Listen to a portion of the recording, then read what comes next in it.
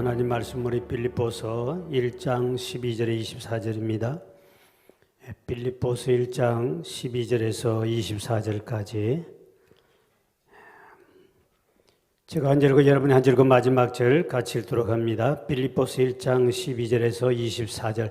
조금 볼륨이 여기 앞이 좀 센데 이 모니터에 너무 왕왕 울려요. 12절부터 24절까지 교독합니다. 형제들아, 내가 당한 일이 도리어 복음 전파의 진전이 된 줄을 너희가 알기를 원하노라.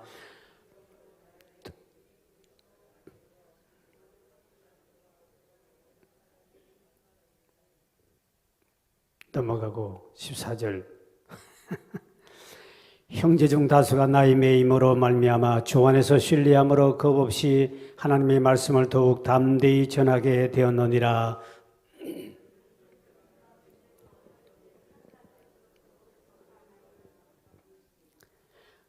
이들은 내가 복음을 변정하기 위하여 세우심을 받고 받은 줄을 알고 사랑으로 하나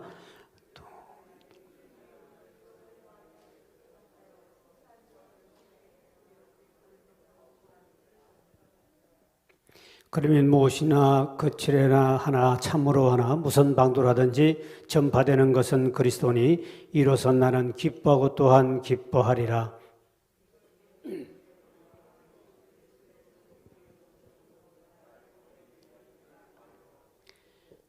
나의 간절한 기대와 소망을 따라 아무 일에든지 부끄러워하지 아니하고 지금도 전과 같이 온전히 담대하여 살든지 죽든지 내 몸에서 그리스도가 존귀하게 되게 하려 하나니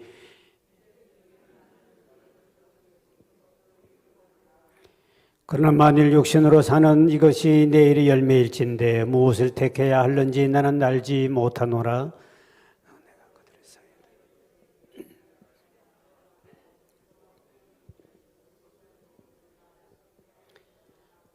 다 같이요. 내가 육신으로 있는 것이 너희를 위하여 더 유익하리라. 아멘.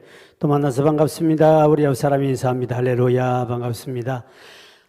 오늘은 우리 석탄일이죠. 석탄일인데 원래 오늘 같은 날은 아마 코로나 때문에 아마 절간에도 이제 음식을 못 먹고 옛날에 가면 꼭 이 석탄일 가면 비빔밥을 맛있게 줬어요. 그래서 비빔밥 먹으면 참 맛있습니다.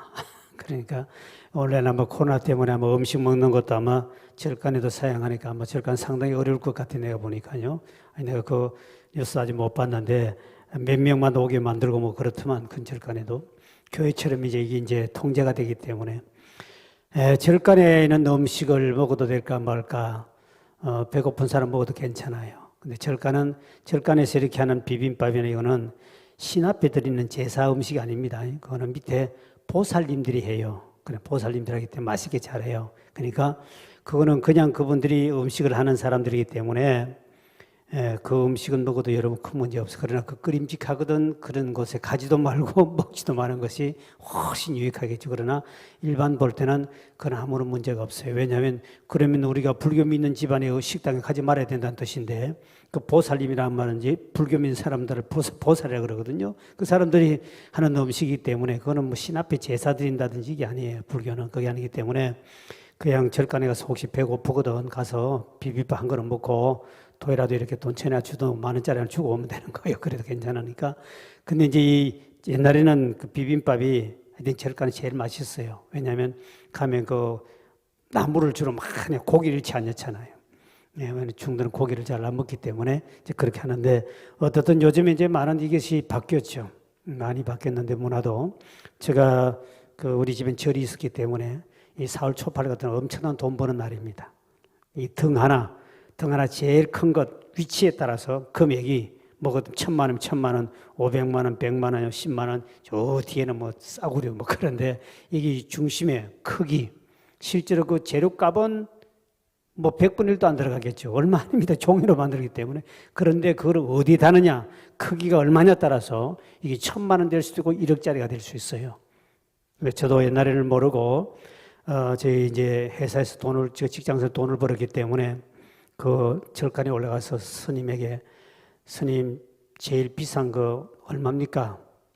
내가 하겠습니다. 그랬더니 우리 스님 하는 말이 쓸데없는 짓거리 하고 있네 그러더라고요. 그 처음 저는 이해를 못해. 왜? 나는 큰 것을 달면은 내가 젊은 일에 참 잘 되고 그리고 복 많이 받을 줄 알고 그때 내가 예수를 안 믿었기 때문에 당연히 스님이 큰 복을 주고 큰 것을 근데 제일 큰 거 얼마입니까? 가서 그러지. 내가 달겠습니다 했더니 쓸데없는 짓 하지 마라. 이제 깨달았습니다. 그게 쓸데없는 짓이란가. 그 비싼 돈 주고 하는 게 얼마나 쓸데없는 짓입니까? 근데 나는 그걸 달면은 내 젊은 청춘에 잘 될 줄 알고 했는데 스님이 막아주셨어. 우리 집에 스님 막아주셔가지고 제가 그래서 안 달았는데 참 그때 잘 안 했다. 그때 돈 투자했으면 내가 얼마나 억울할까 지금. 그런데 어떻든 지금도 어리석은 사람들이 그런 데 가서 이렇게 타는 사람들이 많이 있어요. 근데 이제 우리가 예수를 믿었기 때문에 이제 그것이 보입니다만 오늘 이제 사도 바울은 우리 지난 시간에 첫 시간을 가졌죠. 바울은 바울은 빌립보서를 보는데 빌립보는 기쁨의 서신이라 그랬죠. 기쁨 어떤 면에서 기뻐야 되겠느냐 하는 이야기를 우리 지난 시간에 말씀을 좀 나눠볼까요? 오늘 창이라는 단편 소설에 이 A.W. 타켓이라는 분이 쓰신 이 단편 소설인데요. 여기 이런 내용이 나와요. 어느 병실에 이 폐암 환자 한 명과 허리 디스크 수술한 사람이 있었습니다. 또 한 병실에요. 근데 이 폐암 환자는 이제 죽음 날짜가 얼마 안 남았어요. 이미 사형 선고를 받아가지고 얼마 안 있으면 죽는다는 이미 사형 선고를 받은 사람이고 참 절망적인 사람이겠지요. 근데 한쪽 옆에는 이제 이게 허리 수술을 해서 꼼짝을 못하고 들어놓은 사람이 있어요. 그런데 허리 디스크 수술한 사람이 이 폐암 환자를 보니까 저 사람은 얼마 있으면 죽는다 그런 사람이 얼굴이 자기보다 훨씬 기쁘게 사는 거예요. 행복해 보이는 거예요. 자기는 지금 이제 죽을 병은 아니고 이건 디스크 수술이니까 자기 얼굴은 지금 근심과 아픔과 고통의 사이였는데 저 사람은 곧 죽을 때 얼마 안 된 사람이 저렇게 기쁘고 행복하게 사니까 그래 물었습니다. 당신 뭐가 그렇게 창밖을 보면서 막 싱글싱글 웃고 기쁘게 있으니까 뭐가 그렇게 행복하고 기뻐요? 이랬더니 저 창밖에는 지금 호수가 있고 백조가 놀고 있고 어린아이들이 동산에 뛰어노는 것이 보이고 정말 세상은 아름답습니다. 그러는 거예요. 그러니까 이제 이 친구가 생각하기를 저 친구는 창밖에 있으니까 저 창밖에 백조가 있고 호수가 있고 아이들이 놀고 기쁘고 움직이는 그런 모습을 보고 저 자리가 참 자리가 좋아서 그러는 거구나. 그래가지고 이 사람이 이제 어떤 생각을 하냐니까 이 사람이 빨리 죽어야 내가 저 창가에 갈 건데 이제 얼마 안 남았으니까. 근데 어느 날 진짜 이분이 막 숨을 몰아쉬면서 막 그냥 죽음의 경우 막 숨을 몰아쉽니다. 그러면 이제 이 사람이 비상벨을 눌려가지고 의사를 불러 올려야 되는데 그래 또 살 수 있는데 이 사람이 이번 기회에 죽도록 놔주자. 그래 내가 저 자리를 빼앗지 않느냐. 그래 나도 좀 기쁘게 살고 창밖에. 이 사람은 안쪽에 있다 보니까 창이 없다 보니까 아무것도 안 보여요. 그러니까 디스크 수술 환자가 어떻든 저 사람이 죽어야만이 저 자리를 내가 갈 수 있다는 그렇기 때문에 비상벨에 안 눌리는 거예요. 어떤 자고 그냥 가만히 입을 뒤집어서 가만히 있는 거예요. 그래 결국은 아침이나 보니 그 사람 죽었어요. 속으로 잘 됐다.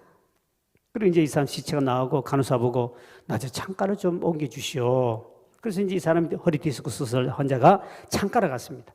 창가로 누워있기 때문에 움직이지 못하니까 있는 힘을 다해서 그 사람이 보았던 창밖에 그 아름다운 호수가 있고 백조가 놀고 어린아이들이 이 장난치고 노는 꽃동산 그 아름다운 것을 보기 위해서 있는 힘을 다해서 고개를 들어서 창가를 봤더니 호수도 없고 백조도 없고 아이들 없는데 그냥 큰 그 뭡니까 벽만 시멘트 벽만 탁 보이지 아무것도 안 보이는 거예요.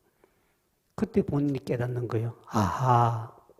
저 사람은 환경을 본 것이 아니고 자기 속에 기쁨을 선택했구나. 저 사람은 자기가 생각할 때는 분명히 바깥에 아름다운 환경이고 좋은 창밖에 있는 것이 있는 줄 알았는데 그게 아니고 본인 마음에 기쁨을 선택해서 저렇게 행복하게 살았구나 하는 분이 그것을 깨닫게 되는 거죠. 그래서 이 기뻐할 수 없는 상황에서도 기뻐할 수 있는 것은 본인이 기쁨을 선택했기 때문에 그렇다. 오늘 이제 본문에 바로 그 이야기예요. 사도 바울이 기뻐할 수 있는 상황이 아니라는 겁니다. 우리는 대개가 기쁘면 무슨 좋은 일이세요? 이러는데 바울은 우리가 인간적으로 생각할 때 기뻐할 일은 아무도 없고 오히려 기쁨을 빼앗아갈 수밖에 없는 그런 환경. 아까 이야기했듯이 이 폐암 환자는 분명히 기뻐할 거 아무것도 없어요. 죽음이 앞에 있지요. 폐암이지요.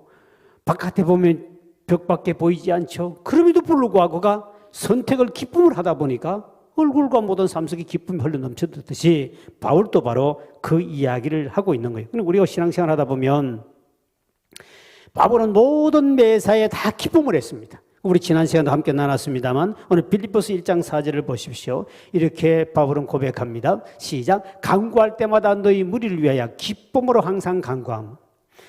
바울은 다른 사람을 위해서 기도를 해줄 때 그때 기쁨으로 기도했다고 그랬습니다. 그런데 우리가 대개 보면 삶 속에 살아갈 때 보면 어떻게 남을 위한 기도를 할 때 그렇게 기쁨이 여러분 옵니까? 그렇지 않잖아요. 그런데 바울은 기쁨을 선택했다. 그러니까 대개가 보통 기도하는 사람들 보면 기도는 대개가 눈물 흘리고 애절하고 막 힘들고 어려운 거를 달라고 하는 그러한 기도, 눈물 기도, 한탄 기도 이런 기도가 많아요. 특히 우리 한국 사람은 그런 기도가 더 많아요. 그런데 기도를 늘 하는데 늘 기뻐하며 기도한 적이 있느냐는 거죠. 그 벌써 우리의 믿음의 차이예요. 바울은 다른 사람을 위해서 기도할 때마다 전부 다 기쁨으로 기도했다는 거죠. 바울은 찬양을 할 때도 옥중에서 찬양을 했어요. 찬양할 분위기가 아니에요. 이렇게 좋은 분위기에도 찬양하는 인간이 있다면 그런 문제가 있는 거지. 그러니까 그런 분위기는 옥중에 들어가도 찬송하며 기뻐하며 기도했기 때문에 그러니까 우리 벌써 수준이 바울이 어떤 믿음의 수준에 와 있다는 우리가 알 수 있는 거예요. 찬양 또 우리나라 사람들은 대개 부를 때는 찬양이나 세상들도 마찬가지 보면 한국 사람들은 한이 많았죠. 한이 많아가지고 슬픈 노래를 좋아해요. 대개 옛날 사람들. 옛날 그 노래 보십시오. 느리고 슬프고 이래야 인기가 있었어요. 요즘엔 시대가 바뀌어서 많이 바뀌었죠. 그리고 옛날일수록 노래가 처음부터 슬픈 노래. 왜? 일제, 압제, 그 전쟁, 그 다음에 외부의 침략, 그 밑으로 더 역사를 들어가면 우리나라 끊임없는 어려움을 당해요. 가난, 이런 고통 속에서 막 억울하게 살아왔던 그 한민족의 역사이기 때문에 그러다 보니까 그 사람들은 그 한을 달래기 위해서 슬픈 노래를 부르면서 울면서 그렇게 노래를 부르면서 자기 한을 달래거든요. 우리나라 역사 속에 근데 외국이나 이런 나라 가면 또 아프리카도 마찬가지 가면요 슬픈 노래가 없습니다. 그 노래 자체를 싫어해요. 안 불러요. 그래서 우울증 있는 사람은 슬픈 노래를 부르면 더 우울증이 심해집니다. 일부러 기쁜 노래를 불러야 돼요. 요즘 젊은 아이들은 슬픈 노래 싫어해요. 기쁜 노래를 좋아합니다. 막 발랄하고 막 춤을 추고 막 이런. 근데 옛날 사람일수록 옛날 찬송가도 그렇고 복음성가도 옛날에 없었지만 찬송가도 그렇고 세상 유행가도 그래요. 그 옛날 노래 조용필 뭡니까? 조용필 씨가 부르는 노래 보면 한마는 한참 울어요. 이 세상 한참 울고 그렇게 한마는 이 세상 이 약속한 님아 하고 막 울면서 슬퍼하거든. 님이 떠나간 그 모습 슬퍼하면서 그렇게 불러야 사람들이 그거를 받아들이고 그 사람이 인기가 있는 거죠. 근데 지금 우리가 알아야 할 것은 우리가 바울에서 배울 수 있는 게 바로 그거예요. 우리는 슬픈 노래도 때로는 회개할 때는 불러야 되겠지만 기쁜 노래를 부를 시대라는 거죠. 기도할 때도 남을 위한 기도할 때도 기뻐하며 기도하는 것. 그 다음에 찬양할 때도 기뻐하는 찬송, 박수치고 춤을 추고 율동하는 이런 것을 많이 해야 됩니다. 이게 하나님 기뻐하십니다. 유명한 기독교 철학자인데요. 엘턴 트루블러드라는 분이 쓴 그리스도인의 유머라는 책이 있습니다. 거기에 보면 하나님은 유머가 풍성한 분이다 그러면서 한 예를 들었습니다. 하나님이 아브라함에게 아들을 약속하지요. 100세 아들 낳을 것이다 이렇게 약속을 할 때 그거 얼마나 웃기는 겁니까? 말도 안 되는 소리 100세 자식을 준다 그러니까 그 안에 들은 사라가 바깥에 키키키 그 소리로 웃었잖아요. 그럴 때 너 왜 웃냐 그랬더니 안 웃었습니다. 아니야 너 분명히 웃었어. 그래가지고는 결국은 그 정말 웃길 이야기죠. 자기 아내는 90이 되고 아브라함은 100세에 대해서 자식을 준다 그러니까 그 얼마나 웃기려면 그러니까 키키 웃으니까 그 아이를 낳았는데 이삭을 낳는데 웃음이라고 이름 짓지 않습니까? 그러니까 하나님은 이런 유머스러운 정말 하나님 유머가 참 풍성하신 분이다. 정말 인간을 되게 많이 웃긴다. 그래서 어떤 집사님의 간증에 보면 자기가 하나님을 웃겼더니 하나님이 드디어 응답을 주시더라. 그러면서 하신 말씀이 내가 그렇게 하나님 울면서 내 남편 돌아오게 해주세요. 예수 믿게 해주세요. 아무리 기도해도 통곡해도 하나님이 금식에도 응답 안 주시는데 한날은 내가 하나님을 좀 웃기려고 남편의 신발을 가지고 새벽기도 와가지고 그건 뭐 제단 앞에 내놓은 거야. 주님 보시옵소서. 내가 그 인간은 내가 내 힘으로 데려올 수 있지만 내가 신발을 가져왔습니다. 이제는 하나님이 할 차례 아닙니까? 이 신발의 주인을 주님이 끌고 와주십시오. 그랬더니 그 다음 주에 됐더니 여보 나도 한번 교회 따라갈까 그러더라는 거예요. 그래서 교회 나왔다는 참 이런 이야기가 있는데 내일부터 또 남편 안 믿는 사람 신발 갖고 또 더러운 냄새나는 신발 갖고 생겼는데 어떻든 간에 주님을 좀 기쁘게 했더니 하나님이 그렇게 쉽게 응답하시더래요. 여러분 주님 앞에 너무 찌찌짜지만 말고 할렐루야. 주님 감사할 거는 왜 하나님께 감사할 것도 얼마나 많아요. 그 주님 감사합니다 하고 기뻐합니다 하고 이렇게도 감사도 해야 되는데 맨날 하나님께서 주시고 먹을 거 주었죠. 옷도 주었죠. 집도 주고 아빠도 뒷바도 주고 뭐 물론 또 뭐 전세금도 있고 보증금도 있고 뭐 이렇게 월세도 내지만 이렇게 잘 먹고 잘 사는 옛날보다는 정말 왕보다 더 잘 먹고 잘 사는 시대에 살면서도 맨날 질질거리고 달라고 그러고 이러면 되겠냐고 생각해 봐요. 하나님, 너 뭘 그렇게 맨날 짜고 있냐? 내가 네 달라는 거 다 주고 넉넉한 환경도 주고 이 자유민주주의 사는 대한민국도 살게 해주고 우리나라가 얼마나 좋은 나라입니까? 외국 나가보세요. 우리나라보다 못한 나라가 엄청나게 많습니다. 정말 살기 좋은 나라 이 동네 아닙니까? 이 나라가. 그런데도 끊임없이 맨날 짜고 울고 그러면 되냐? 여러분 자식을 한번 생각해 보세요. 자녀를 키우는데 옷도 해줘요, 학비도 내줘요, 학원도 보내줘요, 뭐 여행도 보내주고 다 해주는데 맨날 하고 짜고 보세요. 그럼 얻어 터져요. 이놈아, 난 너에게 맨날 해준데 왜 울기만 했냐고. 울지만 마시고 하나님 앞에 기뻐하며 주님 감사합니다. 할렐루야 감탄하고 하나님 오늘도 이런 은혜 주셨어요. 이거 하나님 너무 감사합니다. 이렇게 하고 살면 주님이 야 너는 조금만 줘도 이렇게 감탄하구나. 근데 김집사는 왜 짜고 있지? 맨날 짜고 있다. 오늘도 오신 김집사 시험 들지 마시고 질질 짜고 있다. 내가 저렇게 집도 주고 아파트 뒷밭 다 줬는데 맨날 짜고 있구나. 밥맛 없다 그래. 바울은 기뻐합니다. 유명한 작곡가인 하이든에게 이런 말을 누가 물었습니다. 어떤 사람 선생님은 음악이 기쁨으로만 가득 차 있는 이유가 뭡니까? 그랬습니다. 그랬더니 작곡가인 하이든 씨가 하는 말이 주께서 내 가슴 속에 폭발한 기쁨을 주셨고 또 그분께서 내 펜을 움직이고 계시는 내가 어떻게 기뻐하지 아니할 수 있느냐. 내가 작곡할 때 주님이 내 펜대를 잡고 생각나게 글을 쓰게 만드는 내가 어떻게 기뻐하지 않을 수 있느냐. 여러분 주님이 여러분 펜대만 잡고 있습니까? 여러분의 인생을 오늘까지 이렇게 복된 자리로 복된 교회로 마음껏 예배드리고 찬송할 수 있는 거 북한에는 그도 못하잖아요. 이러한 좋은 환경에 있는 하나님이 나를 인도하신 그분 앞에 우리가 기쁨으로 찬양할 수 있고 기쁨으로 감사하고 기쁨으로 기도할 수 있는 여러분 되시길 주의 이름으로 축복합니다. 그래서 오늘 이 본문의 바울은 주위 환경이 기뻐할 수 없는 환경이었음을 분명히 증거해 줍니다. 그 12절에 보면 12절에 이렇게 말씀하고 12절 시작. 형제들아 내가 당한 일이 도리어 복음 전파하는 일에 진전이 된 줄을 너희가 알기를 원하노라. 내가 당한 일. 바울이 지금 뭘 당한 줄 압니까? 복음을 전파하러 다니다가 감옥에 갇혔어요. 주일하다가. 감옥에 새 사슬에 갇혀가지고 우리나라 같은 감옥이 아니고 완전히 그거는 정말 아마도 우리나라 감옥하고 차이가 나겠죠. 그 시대는. 그런데 감옥에 감옥에 갇혀 있는데 일반 사람들은 감옥에 갇히면 이제 내 끝났구나. 나 이제 이렇게 끝났다. 내가 왜 이런 데 들어와야 되지? 원망도 나올 것이고 그럴 거예요. 그런데 바울은 오히려 이것이 내가 당한 일이 복음의 진전, 전에 성경에 진보라고 나오는데요. 전진, 진보, 뭐 이런 말은 군대 용어입니다. 장애물을 해치고 이렇게 나아가는 길을 연다는 뜻이거든요. 바울은 감옥에 갇혀서 새 사슬에 묶여 있어요.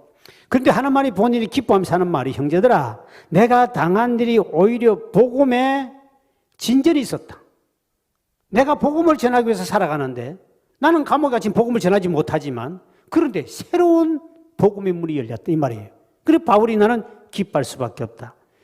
그래서 본인 이제 13절에 보면 본인은 매임을 당했다 그러면 여기 보니 13절에 보니 이러므로 나의 매임이 그래서 왜 감옥에 지금 갇혀 있어. 시작. 이러므로 나의 매임이 그리스도 안에서 모든 시대 안과 그 밖에 모든 사람에게 나타났다. 이게 보니까 매였단 말은 지금 현재 환경에 꽁꽁 묶여 있단 말이에요.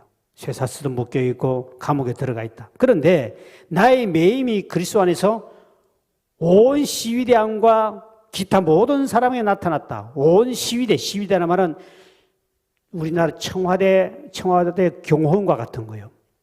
쉽게 말하면 이 로마 황제가 시즌인데 그때 황제를 경호하고 있던 경호실 감방이라도 높은 사람들만 들어가는 감방.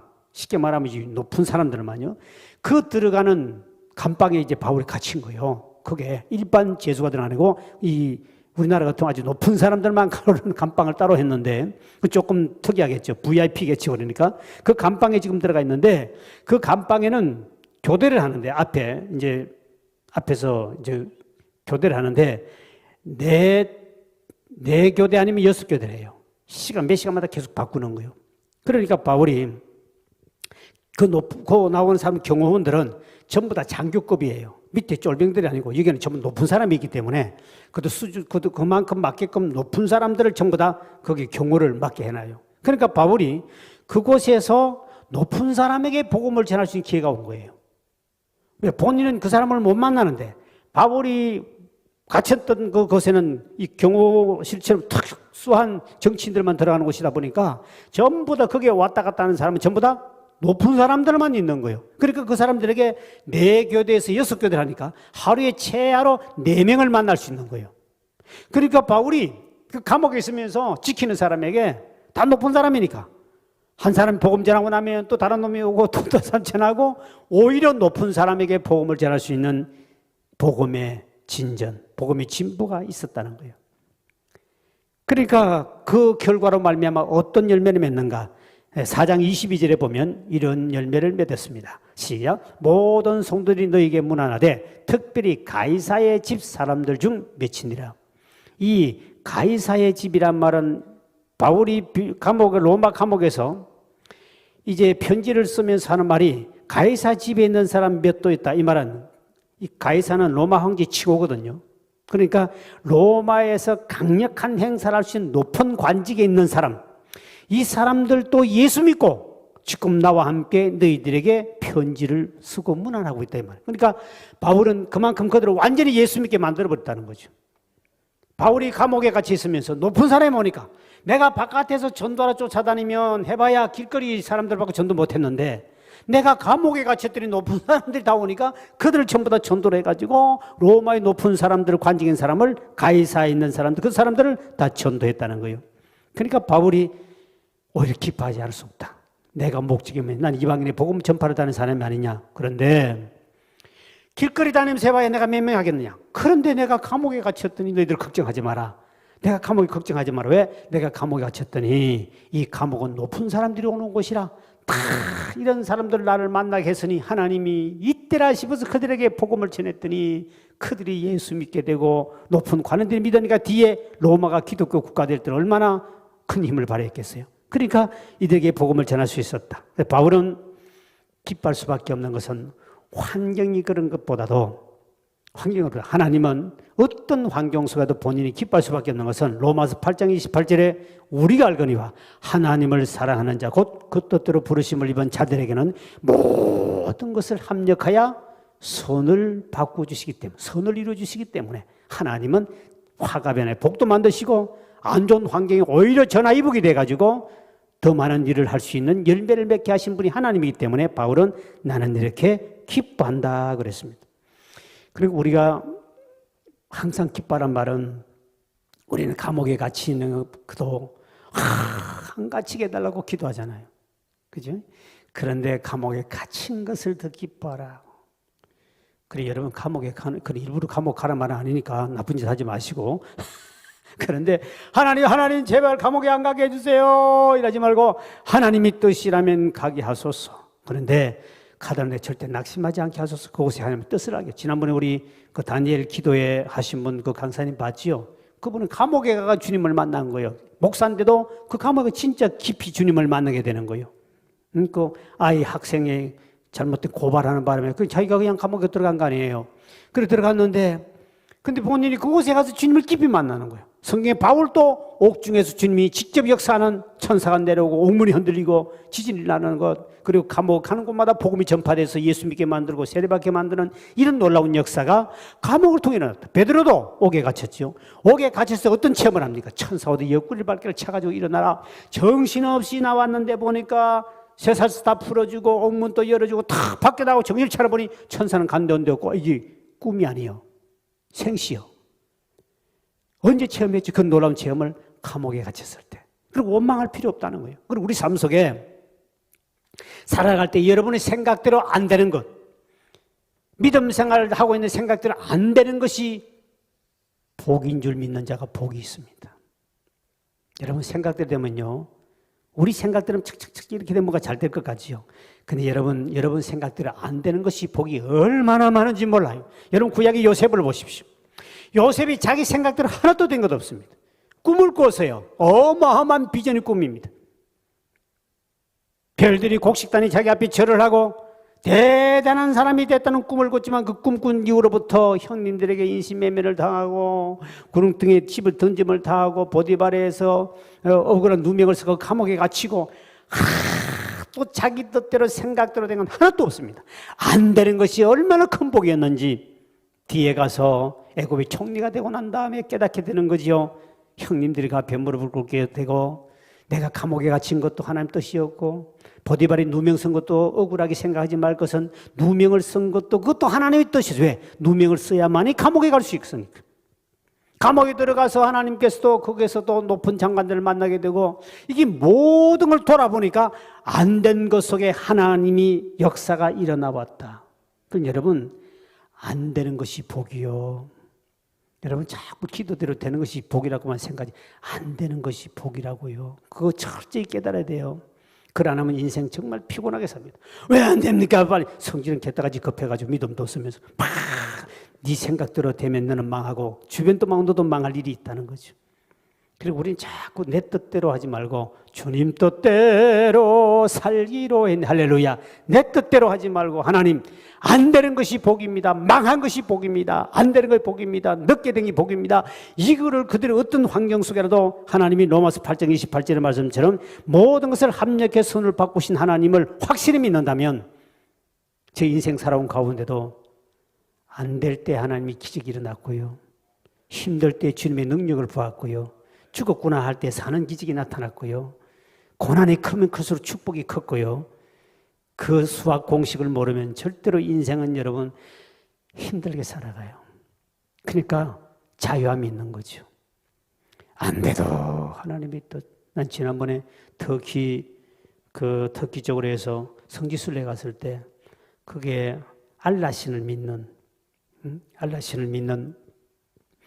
그 자매가 나이는 모르고 한 20대 후반인지 30대 촌주쯤 된 것 같은데 그 자매 알라신을 믿는데 가이드야. 한국말을 너무 잘해요. 근데 그 사람에게 굉장한 많은 걸 도전을 받았습니다. 그 사람들은 무슨 일이 안 되기나 이제 오늘 약속을 했습니다. 저기 몇 시에 만납시다. 근데 가다가 하여튼 늦게 한 2시간 늦게 와. 그러면 기다리는 사람도 어떻게 생각하니까 다 알라의 뜻이겠지. 늦게 오는 이유가 있겠지. 그럼 우리 인간들은 어떻습니까? 왜 안 하지? 늦게 오면 네가 인간이 어떻게 그래? 죄송합니다. 차가 늦어서. 이런 변명된다고 정신없는데 묻지도 않고 따지도 않고 어떻게 좋게 생각하기를 알라신이 우리를 늦게 만나는 이유가 있지 않겠느냐. 저분이 늦게 온 이유가 있겠지. 이게 하나님의 말씀이에요. 근데 우리 그리스도인들은 오히려 반대로 사는 사람 많거든요. 안 되는 것도 잘못되는 것도 그 속에서 하나님의 뜻이 있다는 걸 하나님 뜻이겠지 하면 불평할 게 없고 다음 주도 계속 말씀이 나가는데 안 기뻐할 수 없는 거요. 감사 안 할 수 없는 거요. 싸울 일이 없는 거요. 왜? 그 하나님의 뜻이라고 생각하는데 너희들 고집대로 가려겠느냐는 거지. 우리 인생 살아갈 때 이 머리는 믿지 말아요. 여러분 머리가 하나님 앞에 아무것도 아니에요. 아무것도 아니에요. 머리가 대단히 똑똑한 것 같지만 여러분 그 똑똑한 머리 있다가 다 망합니다. 절대로 믿지 마. 내 지식도 내 지혜도. 바울은 어떻습니까? 모든 내가 가진 지식과 가문과 모든 것을 스펙산 모든 것도 분토물처럼 갖다 버린다 그랬습니다. 분토물처럼 버린다. 왜? 경력도 스펙 쌓은 것도 뭐 지식도 뭐 영어 단어 하나 아는 것도 전부 다 분토물처럼 버린다. 그게 아무런 하나님의 은혜와 지혜에 비하면 지식에 비하면 아무것도 아니더라는 거죠. 그것 때문에 더 큰 은혜를 못 받고 그 안다는 지식 때문에 가로막는 거죠. 그거 버리는 것이 쉬울 것이 어렵습니다. 예수 믿어도 얼마나 말 잘합니까? 뭐든지 아는 거 다 이야기하는데 여러분 그 세상 것 아는 거가 아무것도 아니에요. 아무것도 아니에요. 시골에 가도요. 제가 전에 시골에 한번 갔더니 감을 따라가는데 저희 형수 고향에 가서 이제 감을 따라갔습니다. 감을 따라 이제 차를 타고 이제 감 따기 위해서 따준다니까 이제 갔어요. 그 시골 아줌마인데요. 와, 나 뭐 아는 게 너무 많은데 막 목사도 말귀는 좀 하는 사람들인데 목사가 2명 탔는데도 막 지가 목사처럼 더 막 오절 막 목사인 줄 알잖아. 나도 목사고 형님도 목사인데 막 입을 꺼치지 않고 말 나오는데 막 머리가 잔뜩 들은 거예요. 너무너무 아는 게 많은 거예요. 막 이 말하면 저 말하고 저 말하면 저 말하는데 뒤에 물 때 TV 보고 배웠대. TV를 많이 봐 그랬대. 그래서 TV 유명한 사람들 오늘 전부 다 주소가 나는 TV를 많이 못 보면 모르잖아요. 너무너무 아는 게 많은 거예요.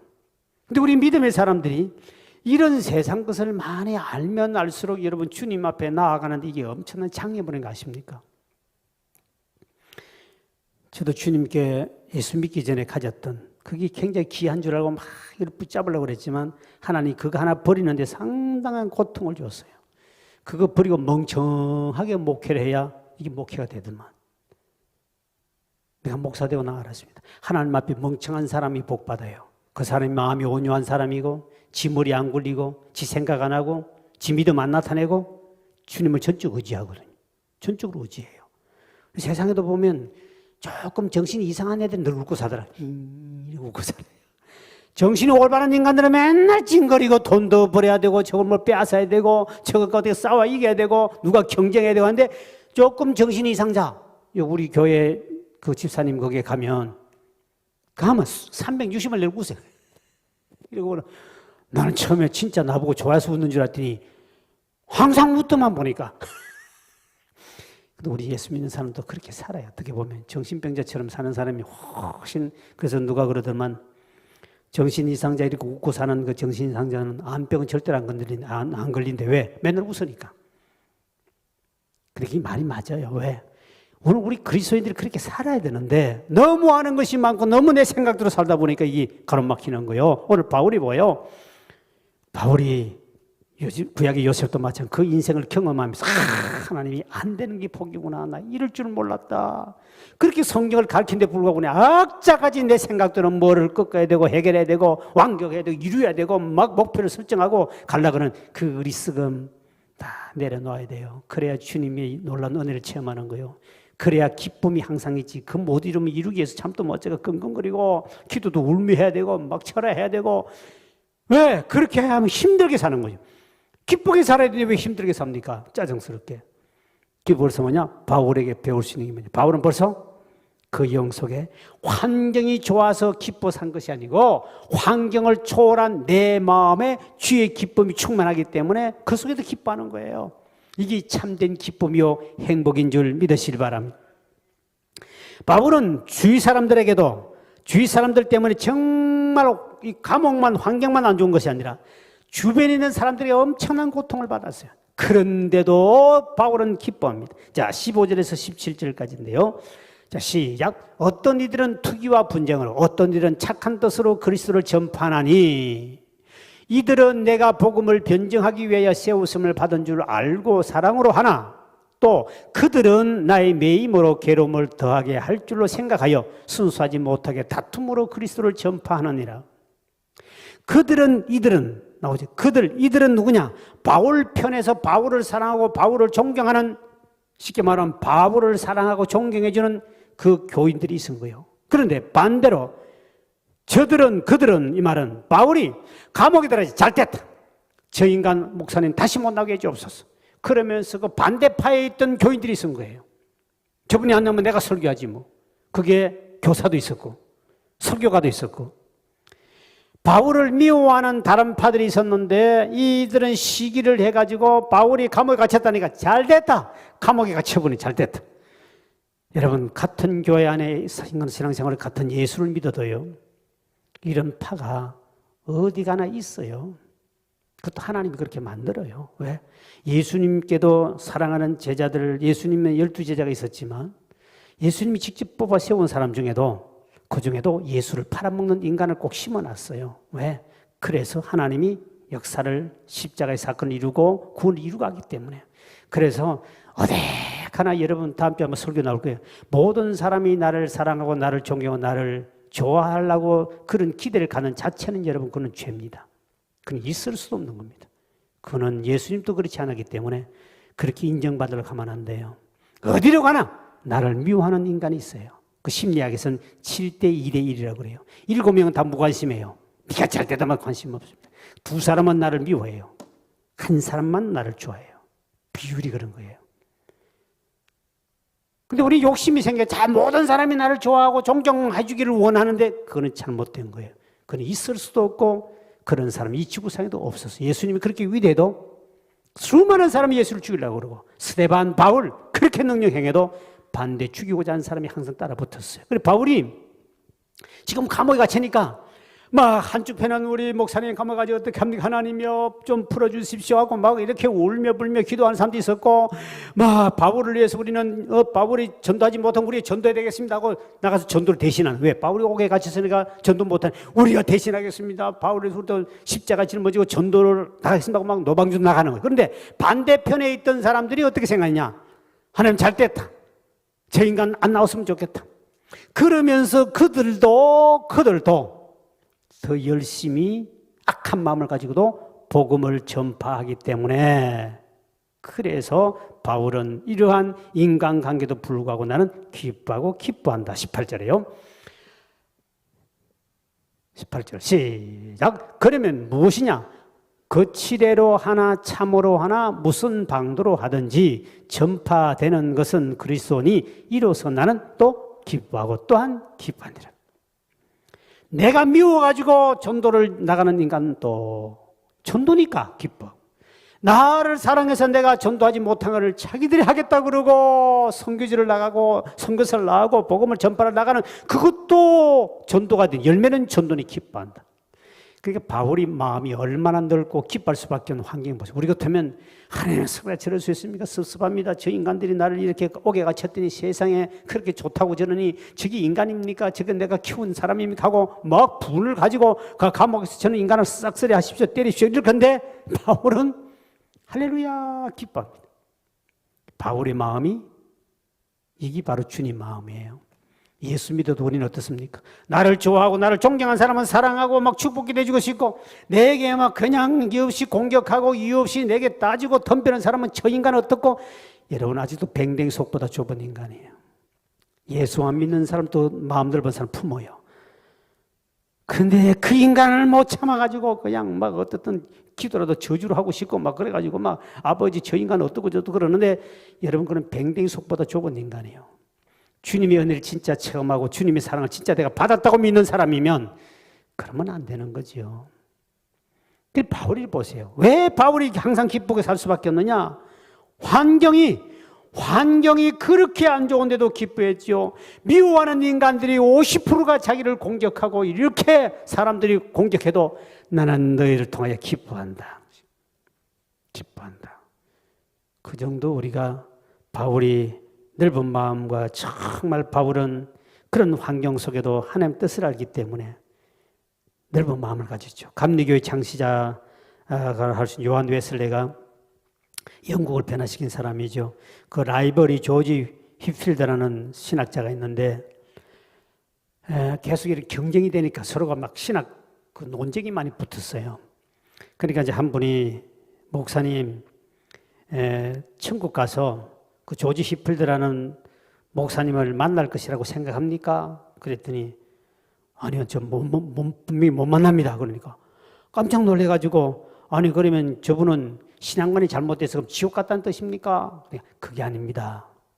그분은 워낙 신학적으로 유명한 사람이 돼가지고 내가 천국 가면 너무 높은 데 있어가지고 나 같은 사람 밑바닥에 있기 때문에 그분을 만날 수 없을 정도로 높은 자리가 있으니까 못 뵐 것 같습니다. 그럼 자기를 낮추고 상대방을 그렇게 높였더니 그분이 결국은 영국을 변화시키는 위대한 믿음의 하나님의 종이 되는 거죠. 여러분이 우리 그릇이 큰 그릇은 차이가 다릅니다. 모든 것을 받아줄 수 있고 모든 것을 다 받아줄 수 있는 사람은 그것이 그릇이라고 그래요. 종기 그릇은 담는 그릇은 보면 양이 적습니다. 세수대야 같은 크지요. 다라인 더 큽니다.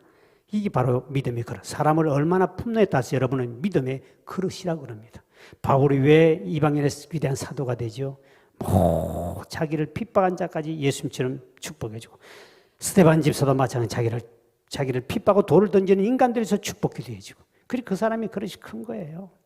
우리는 나를 좋아하는 사람은 좋아하고 안 좋아하는 사람은 당연히 배척해버리고 미워하고 이거는 그리스도인이 아니야. 세상 사람도 그렇게 하지 않다는 거죠. 그러니까 빌립보서 2장 3절을 보십시오. 이렇게 바울은 우리에게 권면해 주죠. 시작. 아무 일에든지 다툼이나 허영으로 하지 말고 오직 겸손한 마음으로 각각 자기보다 남을 낮게 여기라. 여러분 남을 낮게 여기진다면 여러분은 믿음의 그릇이 크다는 거예요. 그것이 성령의 사람이에요. 다시 말하면 모든 사람들을 귀하게 볼 수 있고 하나님의 사람으로 볼 수 있고 허물이 많고 내게 공격하고 나를 미워하는 사람도 나보다 낫다고 그렇게 눈이 보이는 사람은 그건 여러분 예수의 마음을 가진 사람인데 그릇이 큰 거예요. 이런 인간 아니고 저런 인간 좋다는 거는 그릇이 작다는 거예요. 왜? 그릇은 양이 적으니까 많이 못 담아요. 큰 그릇일수록 많은 걸 담습니다. 이 그릇이 큰 거 아닙니까? 모든 걸 다 담을 수 있으니까. 그러니까 그것이 바로 여러분의 믿음의 그릇이라고 그래요. 사람들은 막 기도 잘하고 막 방언하고 뭐 은사가 믿음 그게 아니에요. 사람을 얼마나 많이 품느냐 그 사람 믿음의 그릇이에요. 우리는 자꾸 다르게 생각하죠. 믿음은 사람을 이런 사람 저런 사람 다 품을 수 있는. 그래 바울이 말하기를 자기보다 남을 낮게 이길 수 있는 사람. 얼마만큼 사람들 모든 사람을 당신보다 낮게 여기느냐. 그게 볼 수 있는 눈이 열리고 그렇게 받아줄 수 있는 사람은 믿음이 그릇이 큰. 그 사람은 항상 기쁘게 사는 거예요. 왜?